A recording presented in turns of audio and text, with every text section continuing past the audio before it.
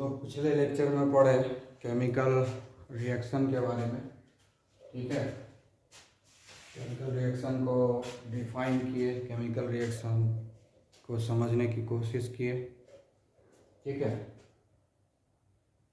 तो डेफिनेशन हुआ, समझ गए। अब हम लोग पढ़ेंगे कि कैरेक्टरिस्टिक ऑफ केमिकल रिएक्शन। जब केमिकल रिएक्शन होता है तो उसमें कुछ न कुछ होते रहता है जो हमको अपने आँख से, नाक से, है ना, हमारा जो 5 सेंसेस है उससे हम ऑब्जर्व करते हैं कि कुछ हो रहा है।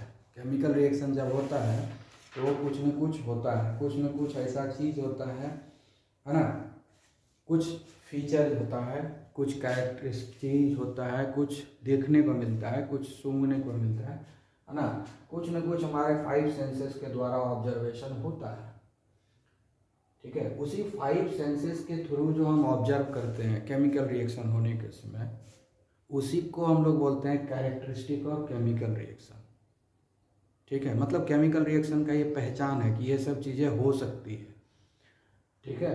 तो जनरली क्या होगा कि ये 5 चीज़ ऑब्जर्व किया गया है कि जब केमिकल रिएक्शन होता है ना तो ये 5 चीज़ में से कोई एक जरूर होता है, या तो 5 हो सकता है, या 5 में से कोई एक हो सकता है, या 5 में से 2, 3 भी हो सकता है, 4 भी हो सकता है, 5 भी हो सकता है, लेकिन इस 5 में से कोई न कोई कैरेक्टरिस्टिक जरूर रहेगा। ये 5, तो ये जो 5 है ये पहचान है केमिकल रिएक्शन को।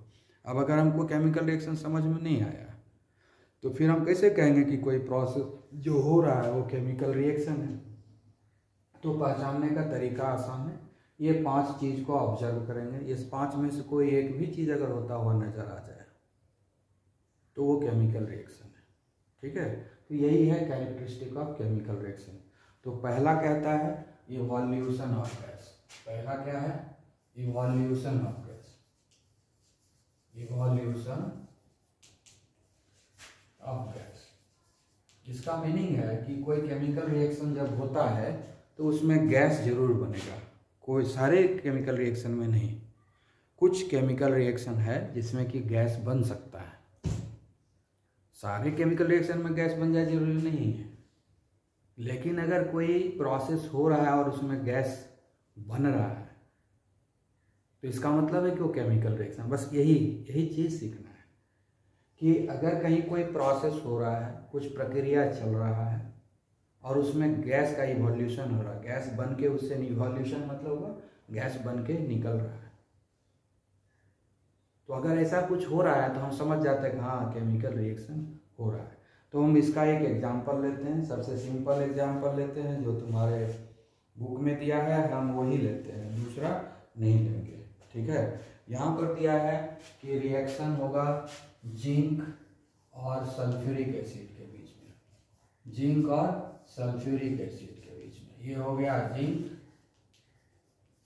और ये हो गया सल्फ्यूरिक एसिड, ठीक है। जब इस दोनों के बीच में रिएक्शन होता है तो एक सॉल्ट बनता है जिंक सल्फेट, ठीक है। ये हो गया जिंक सल्फेट, और साथ में बनता है हाइड्रोजन गैस, ठीक है। बगल में जी लिख दिया इसीलिए, है ना, हाइड्रोजन गैस, ठीक है। ये सब फॉर्मूला है जो फिक्स है किसी भी कंपाउंड के लिए। सल्फ्यूरिक एसिड का फॉर्मूला यही होता है, फिक्स है। जिंक सल्फेट का फॉर्मूला यही होता है, फिक्स है। हाइड्रोजन का फॉर्मूला यही होता है, फिक्स है। जिंक का फॉर्मूला ही, सिंबल यही है, फिक्स है। ये सब में कोई बदलाव नहीं होता है। तो यहाँ पर क्या दिख रहा है कि गैस बन रहा है ना, ये दिख गया कि गैस बन रहा है। जब हम जिंक और सल्फ्यूरिक एसिड को मिलाएंगे तो गैस निकलता हुआ नजर आएगा, बुलबुला नजर आता होगा, बुलबुला जो है नजर आएगा, बबल्स, बुलबुला निकलेगा, तो समझ जाएंगे कि गैस बन रहा है। और जब गैस बन रहा है तो हम ये भी समझ जाएंगे कि ये केमिकल रिएक्शन ही है और कुछ नहीं है, ठीक है। तो इस तरीके से हम लोगों ने सीखा, ठीक है। उसी तरह से और भी एक एग्जाम्पल लेते हैं, ठीक है। जैसे हम लोग लेते हैं सोडियम कार्बोनेट, ठीक है। सोडियम कार्बोनेट का रिएक्शन हम करवा देते हैं सल्फ्यूरिक एसिड से। ये हो गया सोडियम कार्बोनेट, ये हो गया सोडियम कार्बोनेट, ठीक है। ये सल्फ्यूरिक एसिड है ठीक है। अब रिएक्शन करवाएंगे तो क्या क्या बनेगा, ठीक है। ये रिएक्शन जो करवाएंगे तो बनेगा, क्या क्या बन सकता है, ठीक है। इसमें कार्बन डाइऑक्साइड बनेगा, पहले तो एक सॉल्ट बनेगा, ठीक है। उसके बाद क्या बनेगा, कार्बन डाइऑक्साइड बनेगा और वाटर बनेगा। ये जो है गैस है, ये है carbon dioxide gas, this is your carbon dioxide, ठीक है। तो क्या बन गया ये, सोडियम सल्फेट, ये होगा सोडियम सल्फेट, SO4 को हम लोग सल्फेट बोलते हैं। ये हो गया सोडियम सल्फेट, ये हो गया कार्बन डाइऑक्साइड,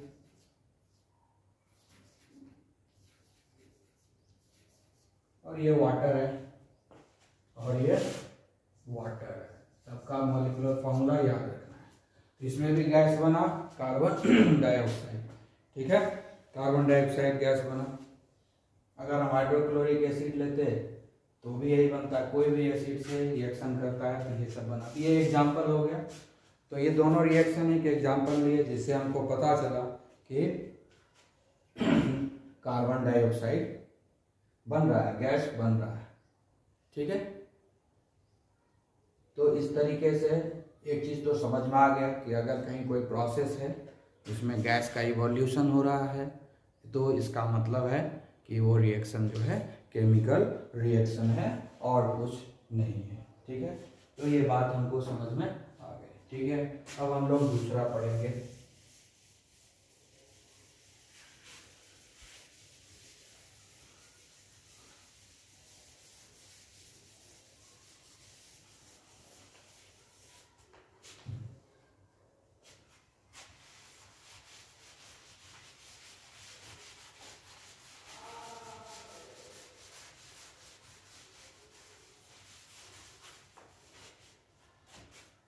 तो अब दूसरा लेते हैं, फॉर्मेशन ऑफ प्रिसिपिटेट।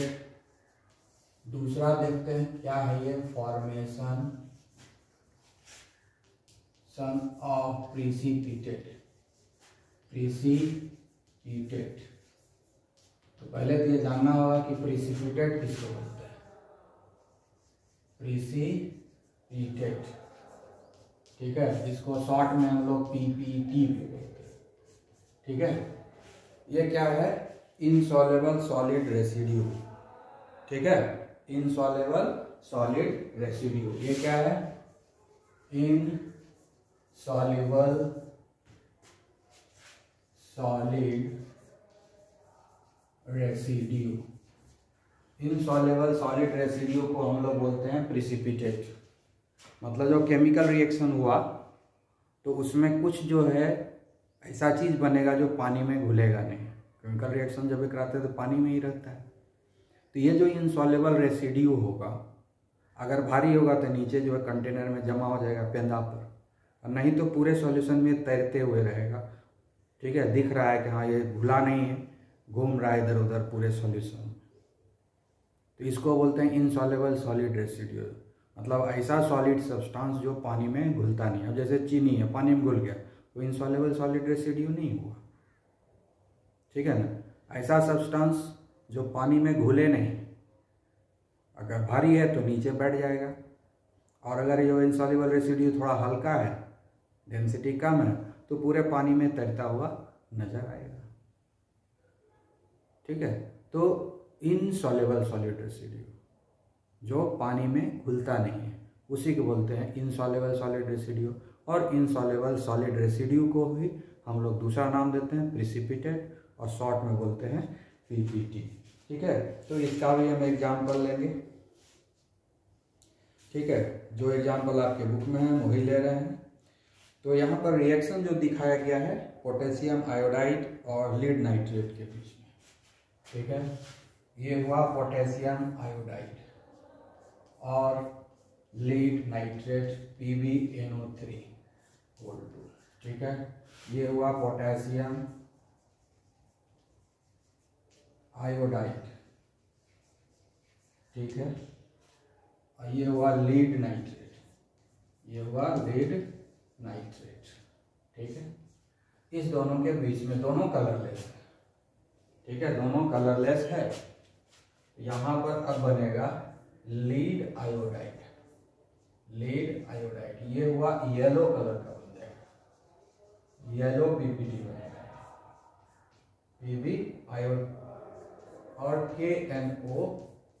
क्योंकि ये इंसॉल्युबल रेसिड्यू है इसलिए बगल में S लिख दिए। S से पता चलता है कि ये सॉलिड रेसिड्यू है। ये S जो ब्रैकेट में लिख दिए बगल में, इससे पता चलता है कि ये सॉलिड है। ठीक है, पढ़ाएंगे आगे ये सब, यहाँ पर हम बता दिए। ठीक है, फिर ये भी हम बताएंगे कि S कैसे लिखते हैं, L का लिखते हैं। ये जो S बगल में लिखे हैं ब्रैकेट में, इससे ये पता चल रहा है कि ये सॉलिड है, इनसॉल्युबल सॉलिड रेसिड्यू है। ठीक है, पानी में घुलता नहीं है। तो इधर को यहाँ पर पीपीटी बन गया, यानी पानी में नहीं घुलने वाला सब्सटेंस बन गया। ठीक है, येलो पीपीटी, और इसका नाम है लीड आयोडाइड। इसका नाम है लीड आयोडाइड, येलो कलर का इनसॉल्युबल रेसिड्यू। ये हो गया पोटेशियम नाइट्रेट, पोटेशियम नाइट्रेट, ये हो गया पोटेशियम नाइट्रेट, शॉर्ट में लिख दिया पोटेशियम नाइट्रेट। ठीक है, याद रखना है। तो ये अब यहाँ पर देखिए, अगर इसमें एक चीज और भी दे सकते हैं, चेंज इन कलर भी दे सकते हैं, क्योंकि ये भी कलरलेस है, ये भी कलरलेस है। तो एक से ज्यादा ऑब्जर्वेशन आ गया। एक तो प्रेसिपिटेट, फॉर्मेशन ऑफ प्रेसिपिटेट हो गया, और दूसरा कलर भी चेंज हो गया। ये दोनों कलरलेस है, यहाँ पर येलो कलर का प्रेसिपिटेट बन गया, तो चेंज इन कलर भी हो गया, दूसरा ऑब्जर्वेशन भी आ गया। दो ऑब्जर्वेशन इसमें नजर आया। ठीक है कि नहीं? हाँ, इसके पहले जब हम लोग जिंक और सल्फ्यूरिक एसिड का दिखाए थे, उसमें हम बताना भूल गए, उसमें भी दो ऑब्जर्वेशन है। एक तो हाइड्रोजन गैस बना ही था, और साथ में टेम्परेचर बढ़ गया था। जिस कंटेनर में रिएक्शन कराए थे वो कंटेनर हॉट हो गया, यानी टेम्परेचर बढ़ गया, तो चेंज इन टेम्परेचर भी हुआ, ये वाला ऑब्जर्वेशन आ गया। तो दो ऑब्जर्वेशन, अभी तक जो भी एग्जाम्पल दिए दो ऑब्जर्वेशन आ जा रहा है। ठीक है, अब और एक और एग्जाम्पल लेते हैं हम लोग। ठीक है, सल्फ्यूरिक एसिड और बेरियम क्लोराइड का रिएक्शन करवाते हैं लोग। बेरियम क्लोराइड और सल्फ्यूरिक एसिड का रिएक्शन कराएंगे तो बनेगा बेरियम सल्फेट। ठीक है, और बन जाएगा HCl। ठीक है, ये हो गया बेरियम क्लोराइड, बेरियम क्लोराइड। ये हो गया सल्फ्यूरिक एसिड, जानते ही हो दोनों कलरलेस है, ये भी कलरलेस है और ये भी कलरलेस है। ये हुआ बेरियम सल्फेट, बेरियम सल्फेट। ठीक है, ये हुआ white PPT, white PPT, white colour का पीपीटी बना। तो ये भी कलरलेस है सल्फ्यूरिक एसिड, बेरियम क्लोराइड भी कलरलेस है, दोनों कलरलेस है। लेकिन जब दोनों का रिएक्शन हुआ तो बना क्या?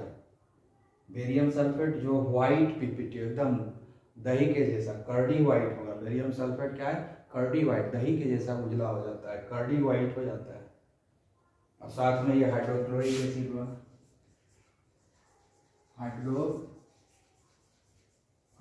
एसिड। ठीक है, तो व्हाइट पीपीटी बना और साथ में हाइड्रोक्लोरिक एसिड। तो चेंज इन कलर भी ऑब्जर्व कर लिए, चेंज इन कलर। और दूसरा ऑब्जर्वेशन क्या हुआ? फॉर्मेशन ऑफ प्रेसिपिटेट हुआ। तो दो ऑब्जर्वेशन मिला। ठीक है कि नहीं? तो इस दोनों ऑब्जर्वेशन से हम समझ सकते हैं कि ये केमिकल रिएक्शन है। ठीक है ना? तो कोई भी केमिकल रिएक्शन होगा तो उसमें एक या एक से ज़्यादा कैरेक्टरिस्टिक नज़र आएगा, और उस कैरेक्टरिस्टिक के सहारे हम बोल सकते हैं कि हाँ केमिकल रिएक्शन हुआ है। ओके, ठीक है, आगे हम लोग बढ़ते हैं।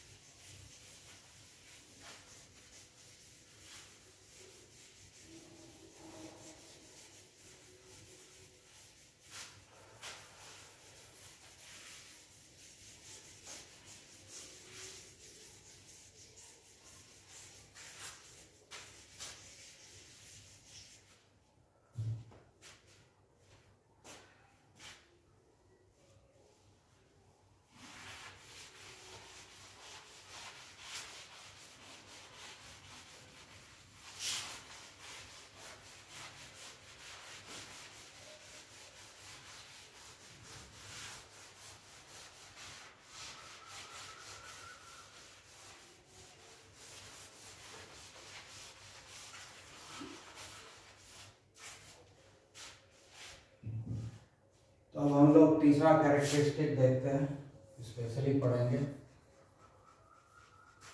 Change in colour. Change in colour पढ़ते हैं इस बार स्पेशली, पहले भी ऑब्जर्व कर लिए, यानी कलर में चेंज होता है तो भी केमिकल रिएक्शन होगा। ठीक है, तो एक रिएक्शन हम लोग करवाते हैं citric acid,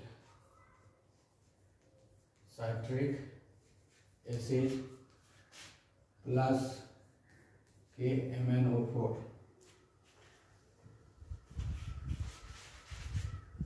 potassium permanganate,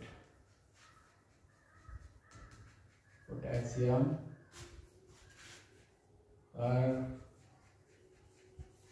magnet. ठीक है, ये जो इसका जो कलर होता है ये पर्पल होता है। इसका कलर क्या होता है? पर्पल, बैंगनी कलर, है ना। ये कलर है ना, छोटा बच्चा जब पैदा रहता है उसके नाभि पर देखते हो पर्पल कलर का कुछ लिक्विड दिया हुआ रहता है, वो यही है पोटेशियम परमैंगनेट, एंटीसेप्टिक लिक्विड भी है। तो ये क्या हो जाता है? कलरलेस। तो चेंज इन कलर हुआ कि नहीं, पोटेशियम परमैंगनेट पर्पल कलर का होता है, उसमें साइट्रिक एसिड डाल दो, यानी कोई भी खट्टा चीज़ ले लो उसका जूस उस पर डाल दो, कोई भी खट्टा चीज़ मौसमी वगैरह का जूस ले लो उस पर डाल दो, क्योंकि जो भी खट्टा जूस होता है उसमें सब में साइट्रिक एसिड है। ठीक है, जनरली साइट्रिक एसिड रहता है जूसी फ्रूट में, तो अगर हम डाल देंगे तो पोटेशियम परमैंगनेट का कलर जो है गायब हो जाएगा, वो पर्पल कलर है तो कलर लेस हो जाएगा। अब हम लोग देखते हैं कि इसका केमिकल रिएक्शन होता क्या है। तो साइट्रिक एसिड का फॉर्मूला होता है C6H8O7, ये जो है साइट्रिक एसिड का फॉर्मूला है। ठीक है, साइट्रिक एसिड का इसका रिएक्शन जो होता है KMnO4 है, पोटेशियम परमैंगनेट, ये है साइट्रिक एसिड, और ये हुआ पोटेशियम परमैंगनेट। ये क्या है? ऑक्सीडाइजिंग एजेंट है, तो इसको कन्वर्ट कर देता है कार्बन डाइऑक्साइड और वाटर। कार्बन डाइऑक्साइड भी कलरलेस है, वाटर भी कलरलेस है। ठीक है, तो ये 6 कार्बन डाइऑक्साइड में कन्वर्ट कर देता है। ठीक है, उसके बाद जो है वाटर भी बन जाता है, और साथ में MnO2 बनता है, ये भी कलरलेस होता है, और साथ में पॉजिटिव आयन K+ रह जाता है। एक्चुअली ये केमिकल रिएक्शन तुम्हारे सिलेबस में नहीं है, कॉम्प्लिकेटेड केमिकल रिएक्शन है ये, तो आपको पढ़ना नहीं है, आपको एग्जाम में यही लिखना है, citric acid plus potassium permanganate which is purple that become colourless. ठीक है, वही लिखना है, क्योंकि ये थोड़ा कॉम्प्लिकेटेड रिएक्शन है जो 12 लेवल पे पढ़ाई होगी। तो हम ऐसे बता दिए कि ये फॉर्मूला आता है साइट्रिक एसिड का, ये पोटेशियम परमैंगनेट का फॉर्मूला है, और ये जो साइट्रिक एसिड है ना वो कार्बन डाइऑक्साइड के वाटर में बदल जाता है, और KMnO4 जो है MnO2 में बदल जाता है, और साथ में ये K+ देता है, जिसके कारण ये कलरलेस हो जाता है। ठीक है, कॉम्प्लिकेटेड रिएक्शन, अगर रिएक्शन समझ में नहीं आया तो कोई बात नहीं है, इस रिएक्शन को लिखना भी नहीं है, इस रिएक्शन को आपको पढ़ना भी नहीं है। ठीक है, हम समझा दिए, जिसको समझ में आ जाए अच्छी बात है, ना समझ में आए तो और अच्छी बात है। ठीक है, बस इसमें इतना याद रखना है कि साइट्रिक एसिड है, रिएक्शन किया पोटेशियम परमैंगनेट से, तो पोटेशियम परमैंगनेट का कलर जो वैनिश हो गया, वो कलरलेस हो गया। और एक रिएक्शन हम देते हैं। ठीक है, दूसरा रिएक्शन है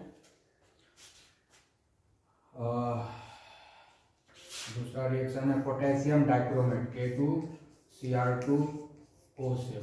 ठीक है, इसका रिएक्शन जो है सल्फर डाइऑक्साइड गैस से करवाएंगे। ठीक है, तो ये जो पोटेशियम डाइक्रोमेट है इसका भी कलर होता है, ये कलर, इसका कलर है ऑरेंज। ठीक है, ऑरेंज कलर है, इसका नाम हो गया पोटेशियम डाइक्रोमेट, पोटेशियम डाइक्रोमेट, और ये हो गया सल्फर डाइऑक्साइड, सल्फर डाइऑक्साइड। ये तो कलरलेस होता है, इसका कलर ऑरेंज है, ऑरेंज कलर जो हो जाएगा वो बदल जाएगा, ऑरेंज कलर जो है ग्रीन कलर में कन्वर्ट हो जाएगा। ठीक है, तो बनाता क्या है, potassium sulphate K2SO4 plus Cr2SO4 यही ग्रीन कलर का होता है। तो चेंज इन कलर हुआ कि नहीं, ऑरेंज से ग्रीन हो गया। ये हो गया पोटेशियम सल्फेट जो कलरलेस होता है, और क्रोमियम सल्फेट ये ग्रीन होता है, क्रोमियम सल्फेट। ठीक है, तो ग्रीन कलर का है, क्रोमियम सल्फेट है, तो चेंज इन कलर हो गया, ऑरेंज टू ग्रीन हो गया। तो चेंज इन कलर हम लोग ऑब्जर्व कर लिए। तो ये दो एग्जाम्पल है, तो ये दोनों एग्जाम्पल जो है आप याद रखेंगे। ठीक है, तो याद रखना है इसको। तो चेंज इन कलर भी हम लोग ऑब्जर्व कर लिए, स्पेशली दो एग्जाम्पल है जिसको याद रखना है चेंज इन कलर के लिए। अब हम लोग आगे बढ़ते हैं चेंज इन टेम्परेचर के लिए। ठीक है,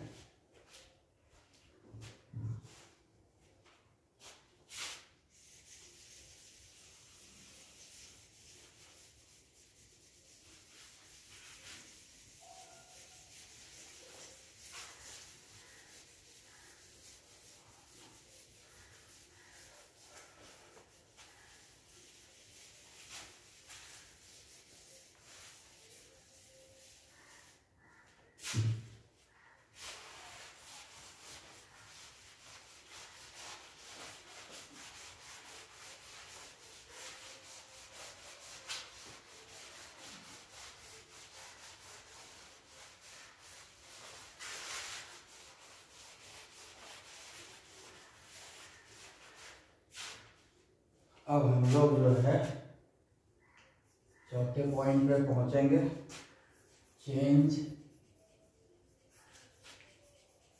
इन टेम्परेचर। ठीक है, चेंज इन टेम्परेचर। ठीक है, तो चेंज इन टेम्परेचर, एक मिनट।